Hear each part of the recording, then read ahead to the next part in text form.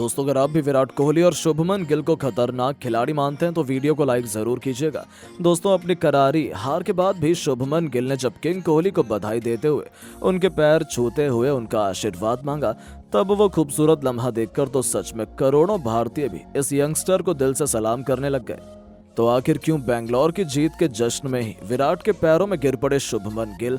ऐसा क्या किया विराट ने उन्हें अपने कदमों में उठाकर सीने से लगाते हुए, जहां इन दोनों खिलाड़ियों के बीच हुए इस हैरत अंगेज लम्हे ने तो हर किसी का दिल जीत लिया। इसका खूबसूरत वीडियो हम आपको दिखाएंगे, लेकिन उससे पहले आपको क्या लगता है कि कोहली और गिल में कौन सबसे खतरनाक खिलाड़ी और कप्तान है? हमें नीचे कमेंट करके जरूर बताएं। दोस्तों, कहते हैं ना कि किंग हमेशा किंग रहता है। शुभमन गिल पहली बार गुजरात के कप्तान बने।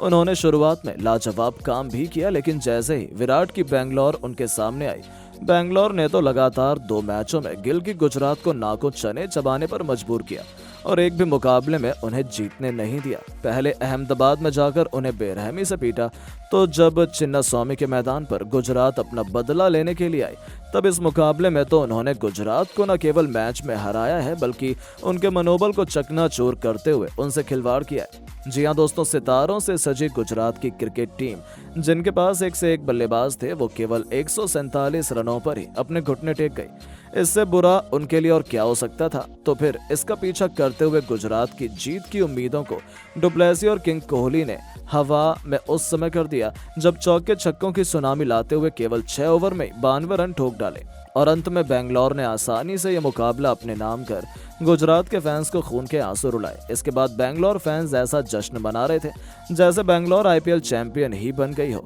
खुद किंग कोहली भी अपनी पत्नी अनुष्का शर्मा के साथ सेलिब्रेट करने में कोई कसर नहीं छोड़ने वाले थे। लेकिन हर सिक्के के 2 पहलू होते हैं। एक तरफ जीत के जश्न में मशगूल बेंगलोर थी, तो दूसरी तरफ मायूस और खामोश थे शुभमन गिल, जो अपने आंसुओं को छुपाकर अकेले ही अपनी तन्हाई में अपने दर्द को दफन करने में लगे हुए थे। लेकिन दोस्तों, इसी बीच जब बेंगलोर जश्न मना रही थी, तभी शुभमन गिल कुछ ऐसा कर जाते हैं जिसे देखकर सभी हिंदुस्तानी उन्हें सलाम करने लगे थे। जी हाँ, दरअसल भले ही गुजरात हार गई हो, उनके फैंस और खिलाड़ी सभी बेहद मायूस हों, बावजूद उसके बड़ा दिल दिखाते हुए शुभमन गिल दौड़ते हुए विराट कोहली के पास जाकर उन्हें जीत की बधाई देते हैं। लेकिन जैसे ही वो विराट के पास पहुंचे, तभी उन्होंने विराट कोहली के साथ हाथ मिलाने की जगह सीधा उनके पैर छूकर उनका आशीर्वाद मांग लिया। सच में इस लम्हे को देखकर तो सारा तेंदुलकर से लेकर खुद अनुष्का शर्मा तक हर कोई हैरत में पड़ गया था। किसी को नहीं पता था कि उन्होंने ऐसा क्यों किया है। यहाँ तक कि खुद विराट भी दंग थे। उन्होंने गिल की पीठ थपथपाकर उन्हें बहुमूल्य आशीर्वाद दिया, तुरंत उन्हें अपने पैरों से उठाकर सीने से लगा लिया। उनके आंसू पहुंचे और उनका हौसला बढ़ाते हुए उन्हें कभी निराश न होने की सलाह भी दे डाली। सच में अपने आइडल विराट के पैर छूने के बाद तो गिल की आंखें भी नम हो गई थी। आखिर हो भी क्यों ना, गिल को भारत का दूसरा विराट कोहली माना जाता है। वो विराट की बल्लेबाजी देखकर बड़े हुए हैं, उन्हें अपना आइडल और भगवान मानते हैं, और आज जब उन्हें मौका मिला तो उन्होंने अपने भगवान के पैर छूकर न केवल उनका आशीर्वाद लिया, बल्कि सब कुछ उनके कदमों में समर्पित करते हुए जिस अंदाज में विराट को अपना प्यार दिया है, ये लम्हा देखकर तो पूरा स्टेडियम विराट विराट और गिल गिल के नारों से गूंज उठा था। यहाँ तक कि खुद अनुष्का भी अपनी मुस्कान रोक नहीं पाई और एक बार फिर गिल ने दिखा दिया कि वो जितने महान खिलाड़ी हैं, उतने महान इंसान है और क्यों हर कोई उन्हें इतना प्यार करता है। ये लम्हा तो करोड़ों फैंस के लिए प्रेरणा बना है। दोस्तों, करो या मरो के मुकाबले में बेंगलोर ने मचाया ऐसा तहलका, चिन्नास्वामी के मैदान पर गुजरात को रुलाए हैं खून के आंसू। तो आखिर कैसे सिराज और यश दयाल की कातिलाना गेंदबाजी के आगे ताश के पत्तों की तरह बिखर गया गुजरात का गेंदबाजी क्रम? आखिर कैसे महज 147 रनों पर ही बेंगलोर ने किया गुजरात को घुटने टेकने पर मजबूर? इतने छोटे से लक्ष्य का पीछा करते हुए कैसे कोहली और डुप्लेसी ने अपने बल्ले से मचाया हाहाकार कि गेंद और बल्ले के बीच हुए जबरदस्त घमासान ने आखिर कैसे लोगों को दांतों तले उंगलियां दबाने पर मजबूर किया? उसकी पूरी हाईलाइट तो हम आपको दिखाएंगे ही, लेकिन उससे पहले आपको क्या लगता है कि बेंगलोर और गुजरात में कौन सी क्रिकेट टीम करेगी प्लेऑफ में क्वालिफाई? अपनी कीमती राय नीचे कमेंट बॉक्स में जरूर बताएं। दोस्तों, आईपीएल 2024 के 52वें और सबसे एक्साइटिंग मुकाबले के लिए बेंगलोर के चिन्नास्वामी स्टेडियम में किंग कोहली की बेंगलोर के सामने थी टीम इंडिया के शहजादे गिल की गुजरात टाइटंस की क्रिकेट टीम। ये रोमांचक मुकाबला दोनों दोनों टीमों की प्लेऑफ की उम्मीदों को जिंदा रखने के लिए बेहद इंपॉर्टेंट था। तभी तो इस मुकाबले की शुरुआत से पहले जब टॉस के लिए सिक्का उछाला गया, तब टॉस के बॉस बने बेंगलोर के कप्तान फाफ डु प्लेसी और उन्होंने पहले गुजरात को बल्लेबाजी करने का न्योता दिया। गुजरात के लिए एक बार फिर अपनी टीम को कातिलाना शुरुआत दिलाने के इरादे से कप्तान शुभमन गिल के साथ रिद्धिमान साहा की खतरनाक जोड़ी मैदान में उतरी थी। लेकिन शुरुआत तो बेंगलोर ने ऐसी की कि मानो वो आईपीएल की नंबर 1 टीम हो। दूसरा ही ओवर लेकर आए मोहम्मद सिराज ने अपनी लाजवाब गेंद से साहा को विकेट कीपर दिनेश कार्तिक के हाथों कैच आउट करवाकर अपनी टीम को पहली सफलता दिलाई, जहां रिद्धिमान साहा 7 गेंद बर्बाद कर गए और केवल 1 रन वो अपने बल्ले से जोड़ पाए थे। अब नंबर 3 के पायदान पर बल्लेबाजी से गदर मचाने के लिए साई सुदर्शन को भेजा गया था, लेकिन 2 ओवर में गुजरात केवल 3 रन बना पाई थी। ऐसा लग रहा था कि बेंगलोर के गेंदबाज गेंदें नहीं बल्कि आग के गोले बरसा रहे हैं। उनकी पारी कछुए से भी धीमी रफ्तार से आगे बढ़ रही थी। ऐसा लग रहा था T20 के घमासान में हमें टेस्ट क्रिकेट का रोमांच देखने को मिल रहा था। लेकिन ये तो तूफान के पहले की शांति थी। फिर जो हुआ उसे गुजरात कभी नहीं भूल पाएगी। चौथे ओवर में शुभमन गिल ने मोहम्मद सिराज को बड़ा शॉट खेला, लेकिन बाउंड्री पर खड़े फील्डर ने उनका आसान सा कैच लपक कर गुजरात को 440 वोल्ट का झटका दिया था, जहां केवल 10 रन स्कोर बोर्ड पर बने थे और उनके दोनों ओपनर पवेलियन की शोभा बढ़ाने लौट चुके थे।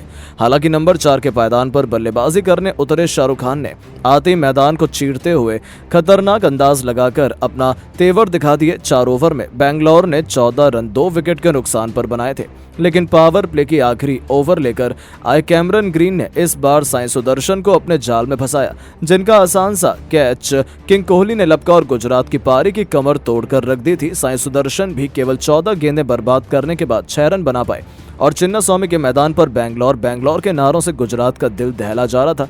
गुजरात खेमे में मातम का माहौल था, क्योंकि 19 रन ही बने थे और उनके 3 बल्लेबाज पवेलियन लौट गए थे।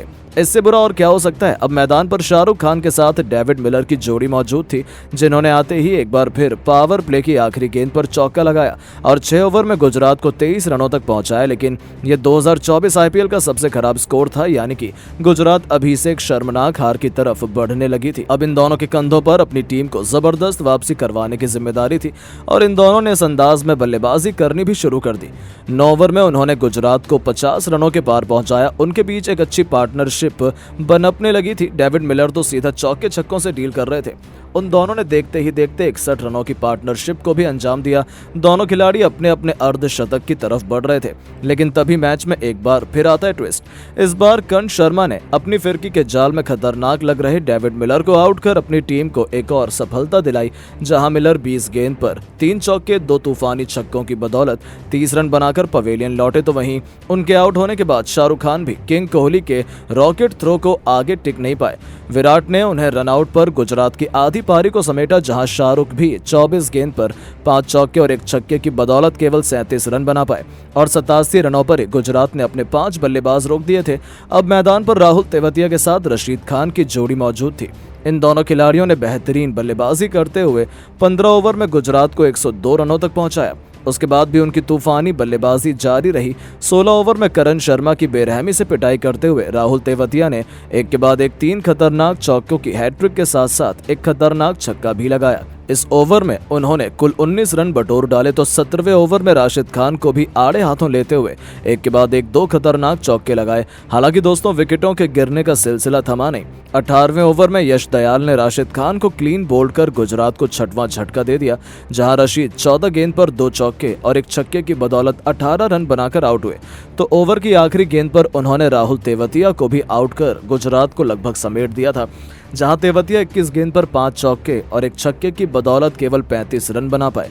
लेकिन विजय शंकर ने इम्पैक्ट प्लेयर के तौर पर अंत में आते ही एक के बाद एक 2 खतरनाक चौके जरूर लगाए। लेकिन 20वां ओवर लेकर आए व्यस्क ने पहली गेंद पर मानो सुथर, दूसरी गेंद पर मोहित शर्मा और तीसरी गेंद पर विजय शंकर को वापस भेजकर गुजरात को केवल 147 रनों पर ही ऑल आउट कर दिया, जहां बेंगलोर के लिए सिराज, दयाल और व्यस्क ने सबसे अधिक 2-2 सफलताएं हासिल की। बेंगलोर के सामने 148 रनों का आसान सा लक्ष्य था, जिसका पीछा करना उनके लिए ज्यादा मुश्किल नहीं होना चाहिए था। बेंगलोर के लिए विराट कोहली के साथ कप्तान फाफ डु प्लेसिस की खतरनाक जोड़ी मैदान में तबाही मचाने के इरादे से आई थी और आते ही पहला ओवर लेकर आए मोहित शर्मा को आड़े हाथों लेते हुए विराट ने एक नहीं बल्कि एक के बाद एक दो ऐसे तूफानी छक्के लगाए जिसने गुजरात की हार को तो अभी से सुनिश्चित कर दिया था।